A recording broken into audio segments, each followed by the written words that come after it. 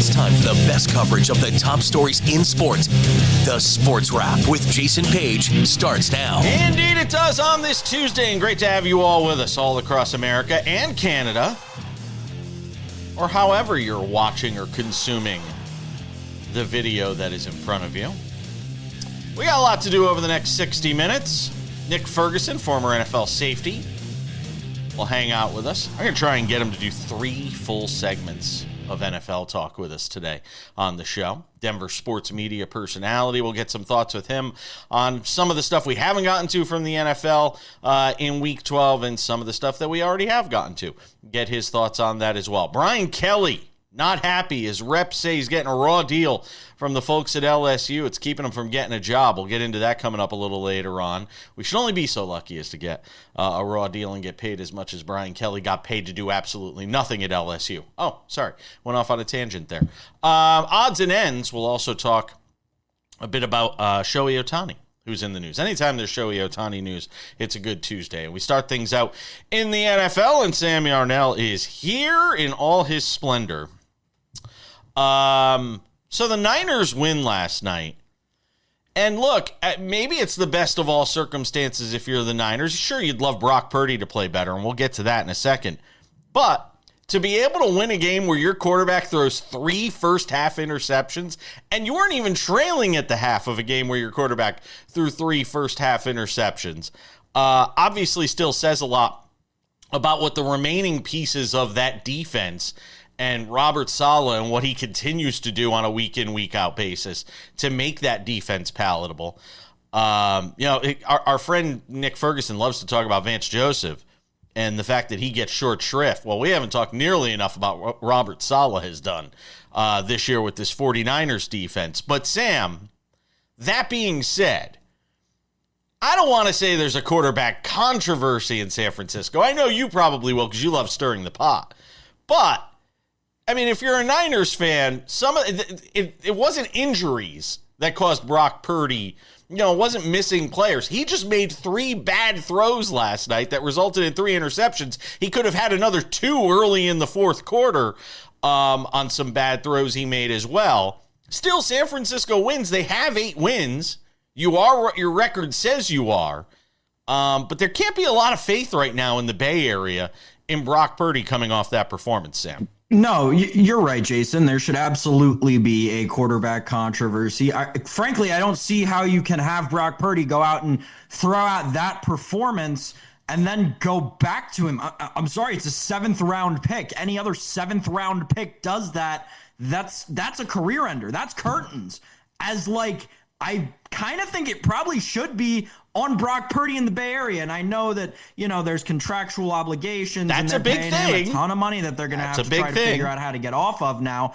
Because you saw what Mac Jones did over 9 games in this offense where he went 7-2, 6-3, regardless, better than 3 games over 500 at worst. Right. There's no way that there aren't questions being asked in that San Francisco 49ers front office right now. Hey, are we able to move off of Brock? Hey, New York Giants, you looking for a viable backup while you're paying Jackson Dart his rookie deal? Brock Purdy may be your guy. Hey, Atlanta Falcons, you tend to like taking on washed-up quarterbacks. You clearly got 2 who aren't going to work out. Can I interest you in some Brock Purdy? Hey, Houston Texans, you can make it work with any quarterback. CJ Stroud's got injury issues. Can I interest? Hey, Cincinnati Bengals, you're probably going to trade Joe Burrow. Can I interest you in Brock Purdy? All right. I mean, that is the legitimate conversation that should be had in the 49ers front office going into this offseason and throughout this offseason, obviously, with what this team has had to go through and even seeing what they did last night, Jason, no one expects this team to be a playoff team or do anything in the playoffs in terms of the 49ers.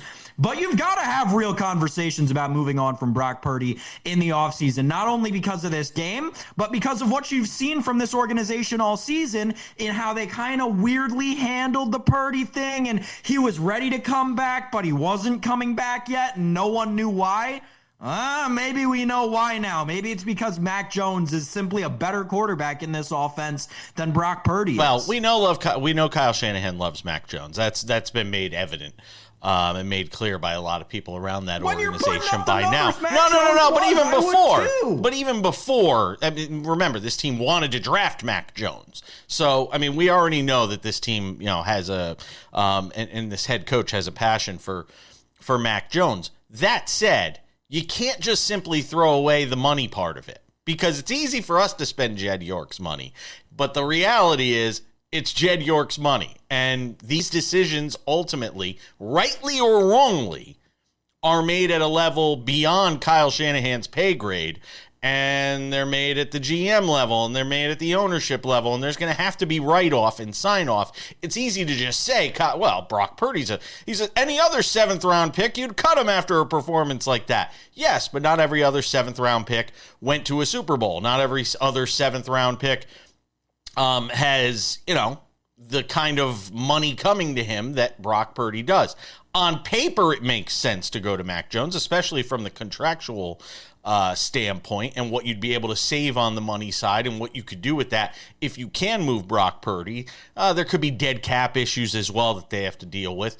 But move away from San Francisco for a second, because, last week we saw a breakout performance from Bryce Young. This 400-yard game against the Falcons, the rallying to win. And then you see this kind of effort last night. And while part of it, I think, is some of the guys he has around him, I like Teteroa McMillan, but the reality is, has he ever had enough talent around him to find out what Bryce Young really is? I think the answer is yes. I think we know by now what Bryce Young is. That said, they're going to have to make a decision in the offseason about whether to give him, the extra year on his rookie contract. And, the Panthers are going to be in an odd position because they're not going to be in a great draft position because they're, basically a 500 team. I wonder what the Panthers are going to wind up doing vis-a-vis Bryce Young, not just coming off this game, but what we've seen over the first 2.5 years, Sam. I think that, based on their record and based on the progression of this franchise, you have no choice but to stick with Bryce Young. And maybe I'm too much of a Bryce Young guy. Hand up, maybe it's the truth, but I think that they're actually building something there. And yes, this kind of thing happens with young quarterbacks, right? We're so used to C.J. Stroud coming into the league and lighting it up, and Jaden Daniels coming into the league and lighting it up. Sometimes it takes a couple of years. Yeah. Well, not even Drake May. It took him a year, right? Right. Sometimes it takes a couple of years to get acquainted. It feels like that's what's coming for Bryce Young. Yeah. I mean, there were signs there in year one, for Drake May. There were signs there. Same thing for Bo Nix. Nick Ferguson will join us next.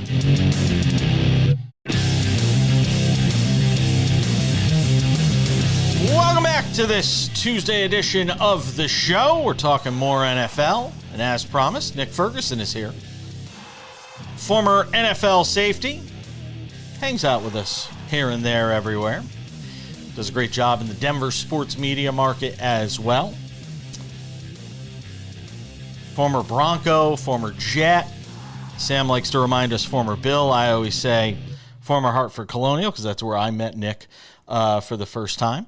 So always thrilled to get him on. All right, because we were just talking about it in the last segment, I want to get your thoughts on the Niners and Panthers from last night.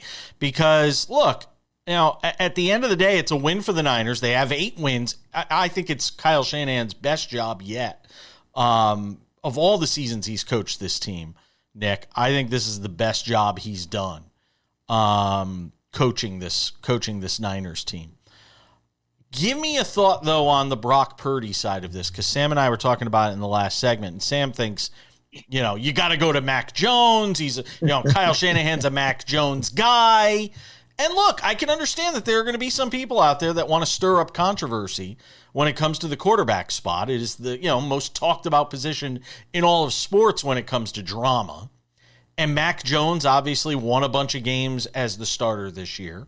We know Kyle Shanahan likes him. You have a game where Brock Purdy goes out and throws 3 interceptions. The natural flow of this conversation is, all right, do they need to go back to Mac Jones? If not now, then in the offseason, do you find a way to offload Brock Purdy? What is your thoughts? As somebody who's played the game, been in the locker room, seen these situations, knows the Niners organization, how do you think they will proceed here? I think all of that is fluff and it's overreaction. And you're right. When we talk about the quarterback position, there's a lot of dramas and a lot of what ifs, and it's creatures of the habit, right? Well, creatures of the moment, excuse me. That's what we look at when we talk about this particular situation.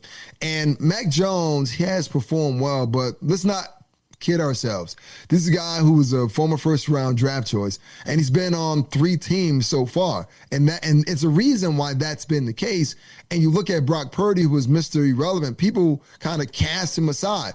But this is a guy that has led the San Francisco 49ers for the past couple of years. And oh, by the way, he was a couple of plays from beating the Chiefs and Patrick Mahomes in the Super Bowl.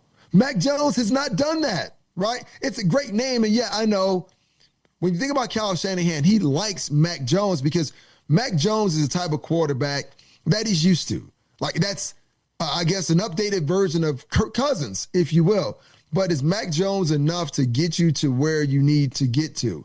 No, he's a very serviceable quarterback at this particular point. And that's not to say that with development under Kyle Shanahan, he can become a much better player. But at this juncture right now, he's not better than Brock Purdy. And by the way, keep this in mind. When we look at players with the ability to make plays outside the numbers, they have some guys, but that chemistry is lacking. And that may be due in part to all the time that Brock Purdy missed with the starting lineup. Timing and chemistry is everything. But for anyone yelling, get Brock Purdy out, throw Mac Jones in, hey, man, maybe you've been tapped on the head too many times to make that come to that conclusion. So pump your brakes. The 49ers are in a good space because they have their starter and they have their backup. But Purdy made some mistakes in that game, but you got to tip your cap to the Carolina Panthers defense because they made plays too as well. Can I flip this to Bryce Young for a second? Because, there's a conversation about what they're going to do. Are they going to pick up his, 4th-year option or whatever it is, here? And we saw the performance last week against Atlanta where he, broke out and played probably his best game as a pro. They came back. They won that game. The team seems to be going in the right direction under Canales.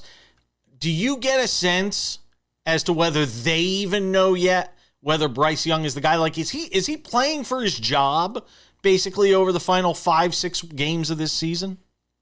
Yeah, I mean, that goes without saying. Every player's playing for their job. True. But in Bryce Young's case, absolutely, because Dave Canales and the Carolina Panthers, they have to understand and know, well, are we going in the right direction? And can Bryce Young actually lead us there? And let's make no mistake, right? Every quarterback needs a run game, and they seem to have found it in Rico Dowd. Now, you also need other playmakers. You had Ted McMillan, and you have Leggett that's there. They don't have a tight end yet. So we don't know exactly what Bryce Young can do with the full gamut of playmakers on this level. We've seen it at Alabama. So the question is, can you duplicate that? And that would be on the Panthers organization to see if they can build a team around him. But these last couple of games are going to tell the story. If he can go out and perform well, win or lose, win is always better than losing. But if he goes out and performs well, then it's okay. We have our guy. We just need to make sure we tweak the roster here and there, but also, too, not just on the offensive side of the ball, JP, but the defensive side of the ball as well. Stay in that NFC South for a second, with the injury to Baker Mayfield. And look, he's a guy who's full throttle all the time, loves to be out there. They put him back out there after he clearly had something wrong with his throwing shoulder. He gets hurt again. Luckily, the news doesn't look to be too severe in terms of how long he's going to be out. But do they need to, you've been in locker rooms. Do you need to protect players from themselves sometimes? And I know he plays the game a certain way. And what we love about him can sometimes be what we hate about him, or hate is a strong word, but worry about when it comes to him and the way he plays the game. At a position that's so important to have out on the field for as many games as possible during the season. At this stage of his career, can that still be changed? No, I'm going to say no, because you are who you are. And Baker has come this far based on that. Just think about how he was at OU and going to Cleveland, going to Carolina. Then we saw him on a short week with the Rams, and he won the game on Thursday night, which was shocking as hell for so many people. But that set him up for the situation he's in right now with the Tampa Bay Buccaneers. And the one thing that makes Baker Mayfield, he plays with a certain recklessness. And in some organizations, you want that at the quarterback position. I mean, just watching him pregame go down the line, headbutting guys. How many quarterbacks you know actually do that? I don't know many, but that's who he is. That's his personality, and you can't ask him to change who he is. But to answer your question as far as protecting a player from himself, in these cases, you have to, because this is the way that we were built as players. And there's coaching staffs that now kind of frown upon you when you don't go out there and play injured. But this is a case where Todd Bowles will have to protect Baker Mayfield for himself. All right, we got more with Nick Ferguson. I want to get into the Detroit-New York game, which we didn't talk about yesterday. We'll get to it next.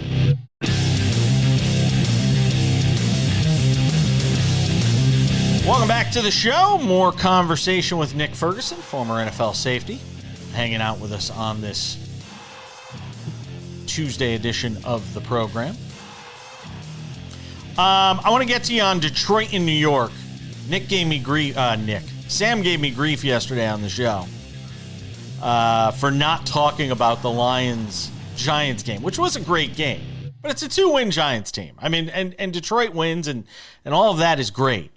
Should we, every time the Lions have lost a game this season, we've gone through this thing where we say, but they're the Lions, they're going to be fine. They'll be there at the end of the year. If the playoffs started today, technically, I don't even think they'd be in the playoffs. And I keep finding myself in this situation saying, Dan Campbell's squad, they're gonna be fine. When we get to the postseason, they're gonna be there. They're gonna be a contender. Do you still feel that way about Detroit right now? Listen, the season isn't over, and their division, they're third right behind the Packers and the Bears.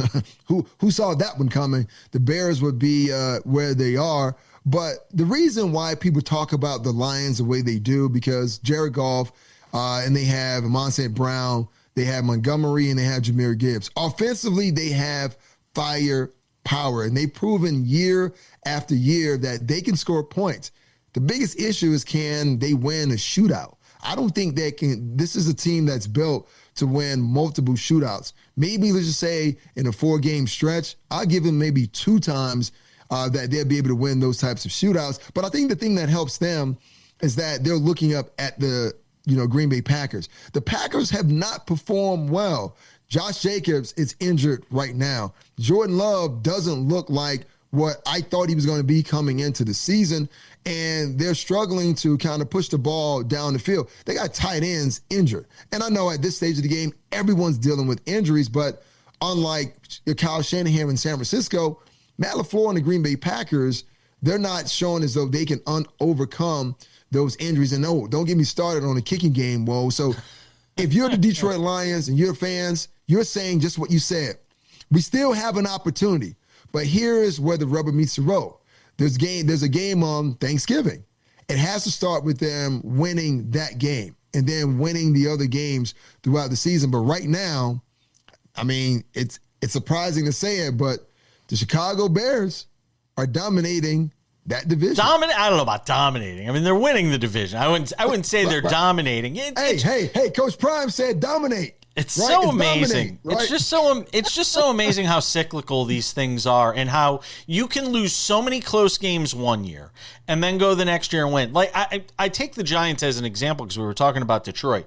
If you go and look at the number of points the Giants have lost their games by, the combined number of points, it would not be crazy.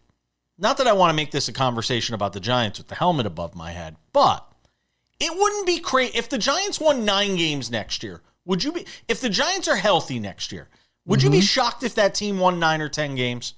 No, I wouldn't, and that's based on the fact of who the next coach who's coming in. But I know they have a great defense. Cam Scatterbull, he should be back and healthy, and Jackson Dart. Hopefully, if they can keep him upright and out of a concussion protocol, he should be much better. But we see this every single year. Every year, you see these teams. Even the Jets have lost a ton of close games. But see, bad teams lose games, and that's where confidence comes in. You have to know that you can go in and you can win close games. Last year, what did we see from Kansas City? They had 8, 9 games that were one-score games, but they found a way because there was a belief in the play calling, the coach, and the quarterback. Your Giants, they just need someone to restore that belief. Arizona's another example. Arizona's another example. I mean, they've lost a ton of close games this year. And Jacoby Brissett. Yeah. Oh, my God. Revelation. Right? It's been a revelation. And it has some Arizona fans saying, Kyler Murray, who? Right? And I can't argue with that. Can't argue with that. No? No. Like, how can I? You got a veteran guy who's played on multiple teams and multiple systems. But is he the future of your franchise? No, he's not the future of the franchise. And what fans are coming to the realization, neither is Kyler Murray. And right now, Jacoby Brissett is showing them something that they hoped that Kyler Murray would actually be, because remember, they gave him a massive contract. And with the massive payment comes with a lot of expectations. And he hasn't really lived up to those expectations. And if I'm not mistaken, Jacoby Brissett, his jersey was taken to the Pro Football Hall of Fame, was it not? There hasn't been an item by Kyler Murray where it has gone to the Pro Football Hall of Fame. So Jacoby Brissett has done something in a short period of time with the Arizona Cardinals that Kyler Murray himself has not been able to do. Take the team that won that game, Jacksonville. Yeah. It's been, and again, they're kind of one of these up and down teams. You see Trevor Lawrence make plays and you're like, yes, that's our guy. And then you see him make plays where you say, no, that can't be our guy. What Liam Cohen has done here in the first, in his first season there in Jacksonville, and where this Jacksonville team sort of sits. I mean, it sounds crazy, but they've still got 2 games left against the Colts. The Colts have a brutal schedule. And we'll get to the Chiefs side of that game coming up later on. But, look at Jacksonville here. They still got a shot to win that division. Yeah, they do. But this is the NFL. I mean, this is par for the course. There's not going to be a quarterback that's going to go through the entire season unblemished, no flaws. There's no such thing as perfection. If you tell me there is, please give me the address. Matt Stafford is the closest thing to it this year. Even Matt Stafford isn't perfect, because the last time I checked, even though he's doing a hell of a job, he has back issues, right? He has back issues, but he still is able to get it done. But here's what we know. He has a great guy in Sean McVay calling plays. His defense has started to play a lot better. He's got 2 monsters at the wide receiver position in Devontae Adams and Puka Nacua. And oh, by the way, he can turn around and hand the ball off to Blake Corum or Kyron Williams. So he's doing perfectly fine. He's fine as far as that's concerned, but he's not perfect. He's not in a situation where his players outside the numbers aren't playing well for him. But this goes back to this whole idea. But on Jacksonville here in the final 30 seconds of the segment. Okay, yeah, but Jackson, using Stafford, you need players around you. You got Jacoby Myers. You don't have Travis Hunter, right? You need weapons, and this is what the foundation of Liam Cohen, and this is what he's trying to build. But I still believe in Trevor Lawrence. Okay. I would imagine in Jacksonville on some level they still believe in him as well. One more. Sound like you don't. I'm wishy-washy. There's more to get to with our man Nick Ferguson, Shedeur Sanders, and more next.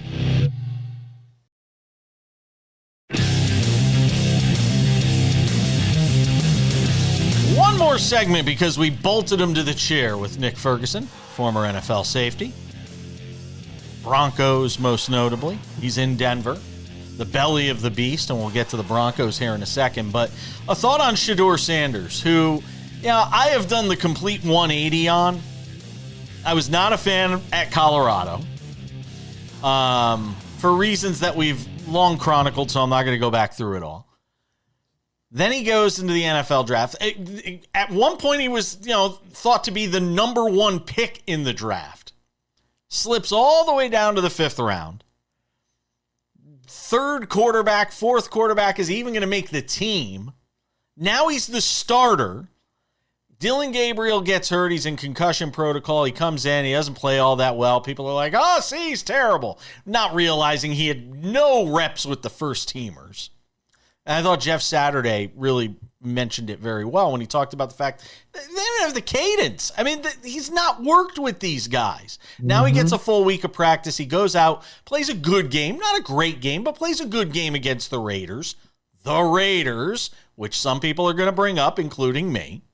But he plays well. Now it seems like Kevin Stefanski is naming him the starter for this week against San Francisco. And we sit here and ask ourselves the question, has the Shedeur Sanders era officially started in Cleveland? Or is this still just sort of a trial run? Does he get the reps the rest of the season? What is it? Well, he's going to get the reps as far as this week is concerned. Next week, we don't know because, I mean, who's really in charge in Cleveland?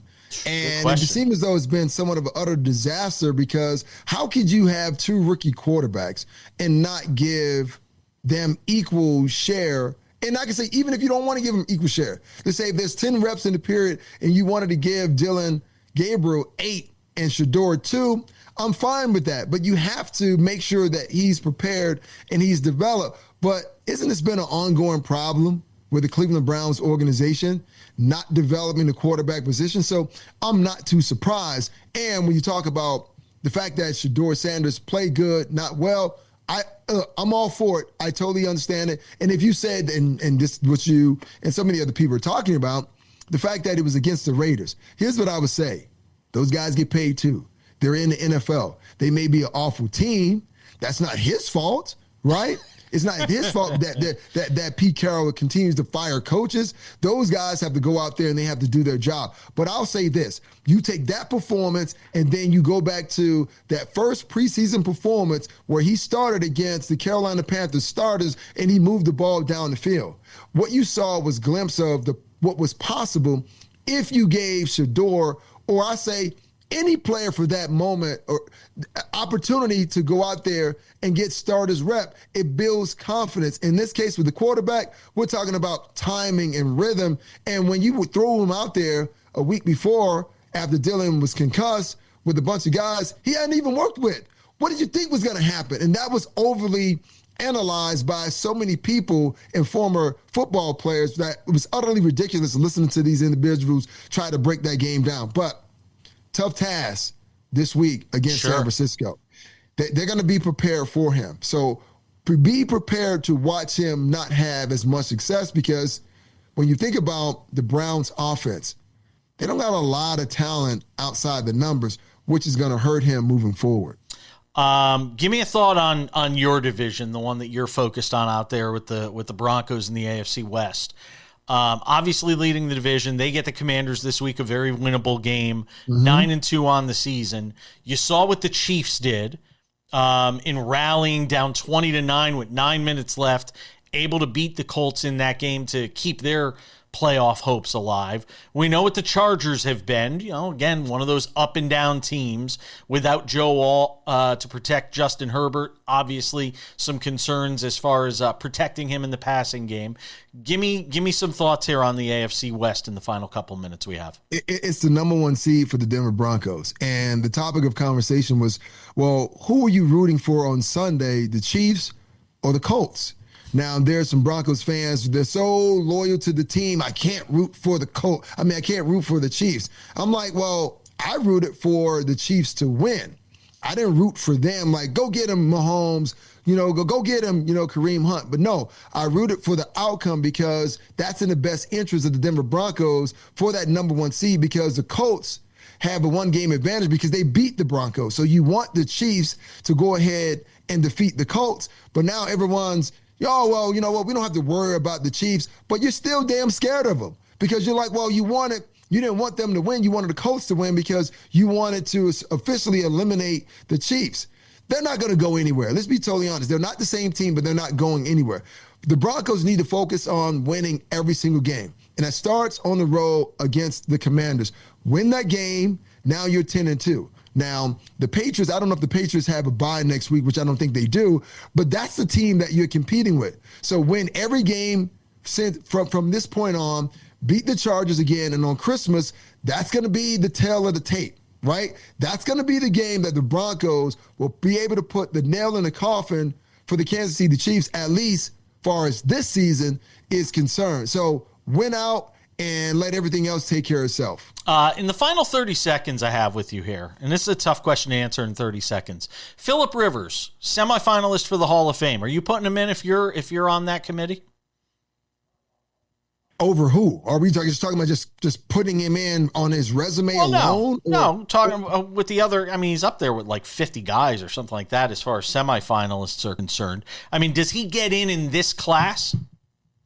I don't think he gets in this class. That's because Eli Manning, and I don't think Eli Manning's a better quarterback than, Phillip Rivers, and I played against both guys, but because Eli played in New York, he's in Manning, he's been to 2 Super Bowls, and oh, by the way, not once, not twice, he beats Tom Brady and the Patriots, so he gets in over Phillip Rivers. All right. Nick Ferguson, former NFL safety, Denver sports personality. Have a great Thanksgiving, my friend. Always appreciate you.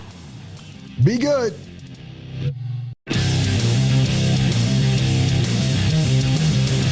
Thanks for being with us on this Tuesday edition of the show.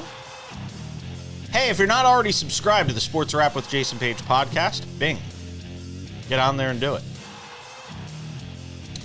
Great way to listen to the show. If you're on your way to work, showering, traveling, on the treadmill, go and check it out. Odds and Ends comes your way in about 10 minutes. Everything we ran out of time to get to in the show. Sam Yarnell, is Brian Kelly getting a raw deal from LSU? That is the question.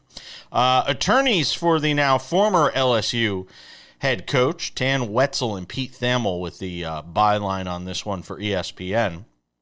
In a letter, they inform LSU in a letter that the school's claim that it had not formally terminated Kelly as its football coach is making it impossible for him to get another job. First of all, I don't know how many people are lining up right now to get Brian Kelly to be their next head coach. Maybe somebody is.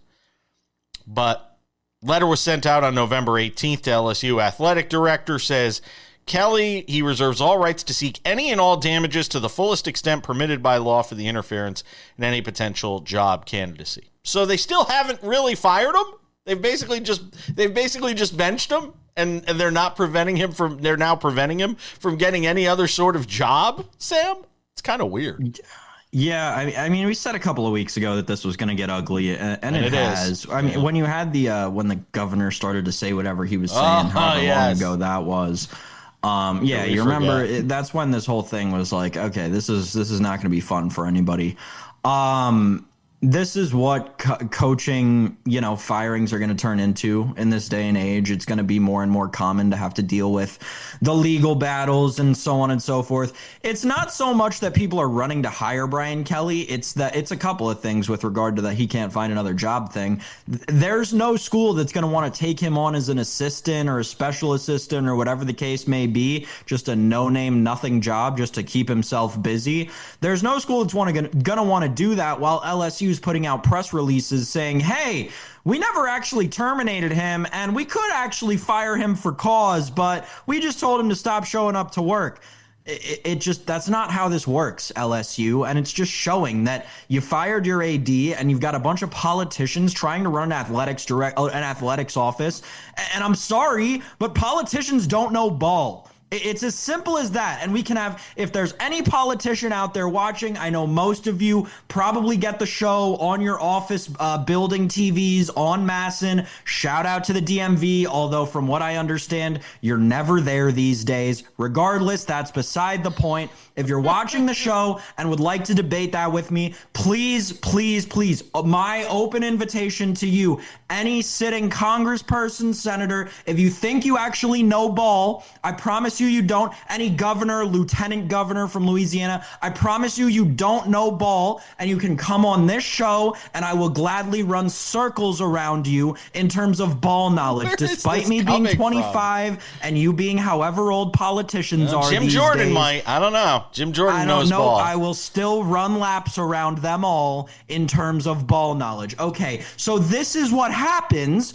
when you let politicians try to run an athletics office, right? This is a complex body, an athletics office. This is something that takes multiple thoughts and levels of thinking, something that generally politicians don't have. Sorry, hate to say it, don't really hate to say it at all. Something that politicians don't possess, don't have the capability to even get to in most cases. So again, this is going to continue to be a colossal disaster for all parties involved until they get somebody who actually knows how sports work to get in there and operate all of this, Jason. Until then, they'll just try and figure it out in the courtroom. No one will get anything, and Brian Kelly will just have to sit in his multi-million-dollar mansion just raking it in from LSU. Yeah, that's part of the. I mean, I hate to say it, that's part of the reason my calculus for my lack of pity for Brian Kelly is he's getting paid. I mean, he's getting paid. In a day and age where people are struggling financially, in a day and age where people are trying to make ends meet, Brian Kelly's making a ton of money.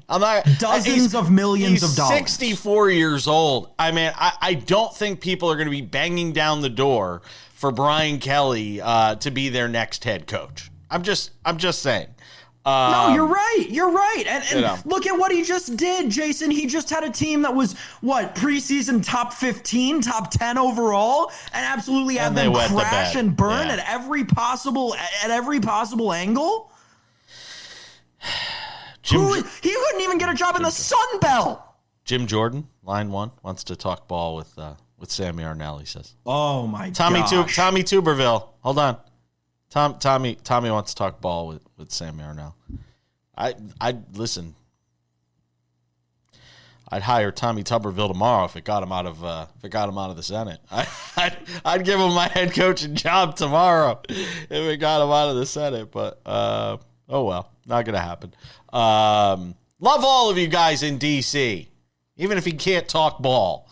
Love all you guys in DC. We are a nonpartisan. We are a nonpartisan show here. And I have nonpartisan hatred for all of you because none of you know ball, and you'd be a lot better for your constituents if you learned a thing or two about sports teams, not just the ones that are in your jurisdictions. Boy, Kelly was at LSU. Wow, that was 2022. It's amazing how the time flies by. And now they've made an incredible offer to Lane Kiffin. And the day after the Egg Bowl, he's going to beat Mississippi State and say, hey, see ya. I'm going to go coach my daughter's boyfriend at LSU. Feels like that's the direction the Lane Kiffin sweepstakes is headed in. We've got odds and ends right around the corner. Wasn't expecting that strong a performance from Sam on the political front. I'm surprised every day. We're coming back. Just about time to put the wraps on this baby, but before we do, a couple of reminders. If you haven't checked out the podcast, Sports Wrap with Jason Page podcast, Sam and I were just talking in the break about how much he loves podcasts. The Sports Wrap with Jason Page podcast, available on all your favorite podcasting platforms: Spotify, Apple Podcasts, YouTube Podcasts, iHeartRadio, TuneIn, Odyssey, Amazon, you name it. If it's on a podcasting platform, you'll be able to find it over there. Also, Sports Wrap with Jason Page, the YouTube channel. This is the place to go for all things Sports Wrap. The Monday through Friday show is up there. Early afternoon, you can catch it. Before you catch it anywhere else, the Sports Wrap with Jason Page YouTube channel has it. Also, Sports Wrap Shorts. These are great little clips, sometimes a minute, usually just about a minute long. Sometimes if it's a longer topic, we go as long as 3 minutes. Something that anybody's attention span can hold. Go and check out the Sports Wrap with Jason Page YouTube channel for Sports Wrap Shorts. Sports Wrap Shorts also available on TikTok, Sports Wrap Jason Page. Sports Wrap Shorts also available on Instagram, Sports Wrap Jason Page. So make sure to go and check that out as well. And without any further delay on this Tuesday, ladies and gentlemen, time for some odds and ends. Odds and ends, Sam Yarnell. Shohei Ohtani's going to play. And was this ever in doubt, by the way, that Shohei Ohtani was going to play in the World Baseball Classic? Because I don't think it was ever in doubt for me. I always thought Shohei Ohtani was going to play in the World Baseball Classic. So should any of us be shocked at the news that he's playing in the WBC, Sam? No, not at all. I mean, obviously, this is the reigning defending champion, right? There's no way.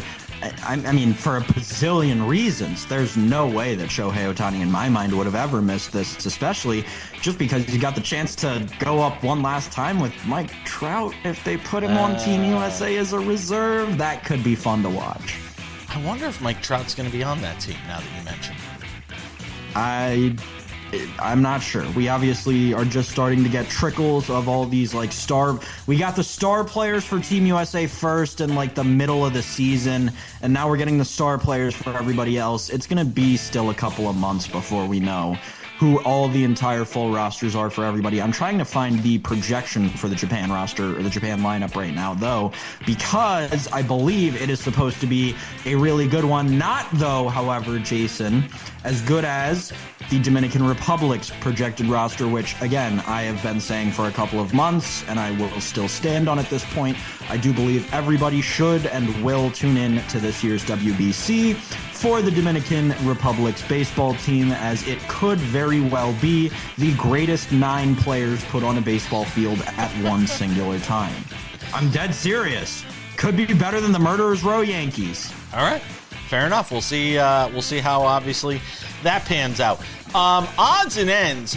There are 3 teams that are just smoking hot right now in the Eastern Conference in the NBA, Sam. One of them is the Detroit Pistons, who have won 13 straight. I mean, you have to go back to like the bad boy days to start talking about a Pistons team that's been playing as well as this one is right now, Sam. The Pistons 15-2. The only team with a better record right now is Oklahoma City at 17-1, although I will say this about the Pistons. It's got Rockets vibes of last year for me. You know, the Rockets, great team, had a nice season, and then they got to the playoffs and did some nice things in the playoffs, but I'm still not necessarily a believer, long-term when we talk about, the Pistons. I still think they got a little ways to go if we're talking about them. The Pistons have been fun, right? We talked with Kurt a little bit last week. They've been fun. It's been nice to see Cade Cunningham come into his own. Jason Page, the Toronto Raptors are in second place in the Eastern Conference. Yep. That is shocking to me. Brandon Ingram has completely seemingly revived his career north of the border. And the Heat are third. Barrett and Scotty Barnes look great. This is a team in Toronto that... I mean, maybe some people saw it coming. Maybe I'm just not deep enough in the NBA. I certainly did not see this team coming. I know they've got a great coach. It did not feel like they had enough talent. It's starting to feel like they do. Yeah, and Tyler Hero playing well for the Heat right now. They're doing things. Nikola Jokic hitting half-court shots last night for and by the way, I am convinced Nikola Jokic doesn't even enjoy playing basketball anymore. He hits a half-court shot. There's just no joy in the guy's face. He looks absolutely miserable playing the game. Like, to me, it just feels like a job for him.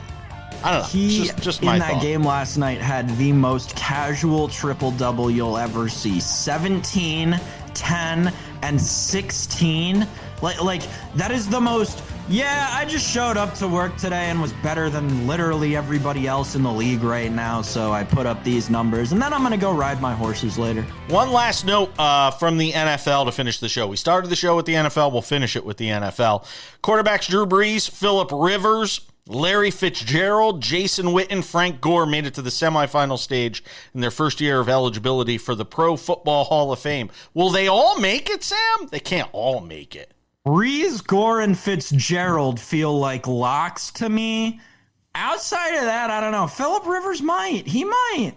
Yeah, Phillip Rivers. I don't... He definitely would if they were voting based on who had the most kids. Fair enough. going to do it for us. Wraps up this Tuesday edition of the show. Tomorrow, it's Wednesday. And that means our friend Kurt Heelan of Pro Basketball Talk at NBCSports.com will be here. It's a lot of kids. It's a lot of kids. 9. Surprised he's still not playing. Who was the guy for the Jets? Had all those kids? Remember the guy in the secondary? Played for the Chargers, too. I can't think of his name. It'll come to me after the show ends, which is now. We'll see you tomorrow.